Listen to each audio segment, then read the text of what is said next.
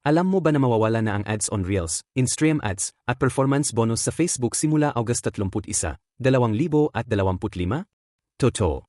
Sa March 2025, inanunsyo ni Meta na tatanggalin na nila ang lumang paraan ng pagkakakitaan ng mga creator, kasama na diyan ang in-stream ads, ads on Reels, at ang performance bonus program. Papalitan ito ng bagong program na tinatawag na Facebook Content Monetization. Sa halip na hiwa-hiwalay ang kita mula sa Reels, videos, o photos, ngayon, isa na lang ang program para sa lahat ng content formats. Pero ngayon, beta program pa lang ito. Ibig sabihin, kailangan kang ma-invite ni Meta para makasali. Kung eligible ka, may matatanggap kang invite, o pwede kang mag-fill out ng interest form.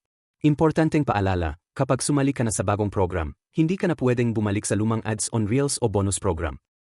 Bakit nila ginagawa to? Gusto ni Meta na gawing mas simple at mas kontrolado ang monetization. Mas madali nang i-track ang performance ng content mo kahit anong format pa, yan, reel man, video, o meme. Kung ma-invite ka sa bagong program, mas malawak ang chance mong kumita mula sa kahit anong class ng content. Pero kung hindi ka ma-invite agad, bababa talaga ang kita mo after August 2025.